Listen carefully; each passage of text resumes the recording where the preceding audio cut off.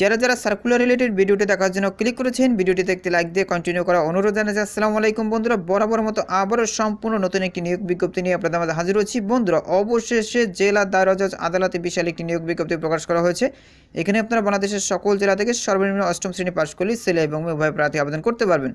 তো প্রিয় বন্ধুরা, এই দুর্দান্ত সার্কুলারে কী পদ রয়েছে, কতগুলো পদ রয়েছে, কীভাবে আপনারা আবেদন করবেন, কত তারিখ থেকে কত তারিখ পর্যন্ত আবেদন করতে পারবেন, আজকের এই ভিডিওটির মাধ্যমে সম্পূর্ণ ধারণা দেওয়ার চেষ্টা করব। এই জন্য ধৈর্য সহকারে পুরো ভিডিওটি দেখতে হবে। প্রিয় বন্ধুরা, মূল ভিডিওটি শুরু করার আগে বরাবরের মতো ছোট্ট একটি রিকোয়েস্ট থাকবে। আপনি যদি আমাদের এই পরিবারে নতুন দর্শক হয়ে থাকেন, এরকম নতুন নতুন circular related video, exam related update এবং চাকরি রিলেটেড আপডেট নিউজ সবার আগে পেতে আমাদের এই চ্যানেলটি সাবস্ক্রাইব করে পাশে থাকা বেল আইকনটি অন করে রাখুন পরবর্তী ভিডিও নোটিফিকেশন পেতে। আর যারা সাবস্ক্রাইব করেছেন তাদেরকে অসংখ্য ধন্যবাদ। প্রিয় বন্ধুরা, দেখতে পাচ্ছেন গণপ্রজাতন্ত্রী বাংলাদেশ সরকার অতিরিক্ত জেলা ও দায়রা জজ এই সার্কুলারটি প্রকাশ করা হচ্ছে 1 জানুয়ারি 2025 তারিখ। নিচের দিকে দেখতে পাচ্ছেন পদগুলো নাম উল্লেখ করা হয়েছে। প্রথমেই দেখতে পাচ্ছেন স্টেনোগ্রাফার কাম কম্পিউটার অপারেটর নামে একজন, বেতন স্কেল 11,000 টাকা থেকে 26,590 টাকা পর্যন্ত। কোনো স্বীকৃত বিশ্ববিদ্যালয় হতে আপনাদেরকে ন্যূনতম দ্বিতীয় শ্রেণীতে স্নাতক ডিগ্রি অর্জন করতে হবে। সার্টিফিকেটে ইংরেজি ও বাংলায় প্রতি মিনিটে যথাক্রমে 180 শব্দ গতি থাকতে হবে। ইংরেজি ও বাংলায় প্রতি মিনিটে যথাক্রমে 35 ও 30 শব্দ গতি থাকতে হবে।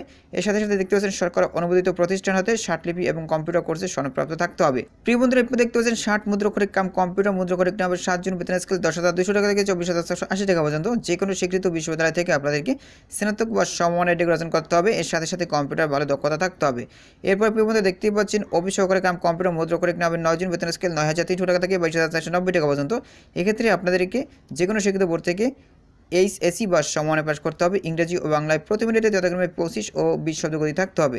ড্রাইভার না হবে একজন, বেতন স্কেল 9,300 টাকা থেকে 22,490 টাকা পর্যন্ত। এক্ষেত্রে আপনাদেরকে অষ্টম বা সমমানে পাস করতে হবে। মোটর গাড়ি চালানোর বৈধ লাইসেন্সদারি হতে হবে, তবে অভিজ্ঞ প্রার্থীদের অগ্রাধিকার দেওয়া হবে। এরপরে জারিকারক না হবে দেখতে পাচ্ছেন 8 জন, বেতন স্কেল 8,500 টাকা থেকে 20,570 টাকা পর্যন্ত। যে কোনো স্বীকৃত বোর্ড থেকে আপনাদেরকে এসএসসি বা সমমানে পাস করতে হবে। এখানে দেখতে পাচ্ছেন ড্রাইভিং, ইলেকট্রিক্যাল ও অন্যান্য বিশেষায়িত কাজে পারদর্শিতা অতিরিক্ত যোগ্যতা হিসাবে বিবেচিত হবে। এরপরে অভিষেক নামে 5 জন, বেতন স্কেল 8,250 টাকা থেকে 20,010 টাকা পর্যন্ত। অষ্টম বা সমমানে পাস করতে হবে। এরপর দেখতে পাচ্ছেন নৈশ প্রহরী নামে 2 জন, বেতন স্কেল 8,250 টাকা থেকে 20,010 টাকা পর্যন্ত। এক্ষেত্রে আপনাদেরকে অষ্টম বা সমমানে পাস করতে হবে। প্রিয় বন্ধুরা, নিচের দিকে দেখতে পাচ্ছেন আবেদনের শর্তাবলী কথা উল্লেখ করা রয়েছে। তাদের সকল শর্তাবলী মেনে এখানে আবেদন করতে হবে। এখানে দেখতে পাচ্ছেন আপনারা কিন্তু অনলাইনে আবেদন করতে পারবেন না, আপনাদেরকে অফলাইনে আবেদন করতে হবে। এই যে একটা লিঙ্ক দেখতে পাচ্ছেন, এই লিঙ্কের মাধ্যমে আপনাদেরকে আবেদন ফর্মটি ডাউনলোড করতে হবে। ডাউনলোড করার পর দেখতেই পাচ্ছেন সভাপতি, নিয়োগ সংক্রান্ত বাছাই কমিটি ও অতিরিক্ত জেলা ও দায়রা জজ প্রথম আদালত রংপুর বরাবর আবেদন করতে হবে।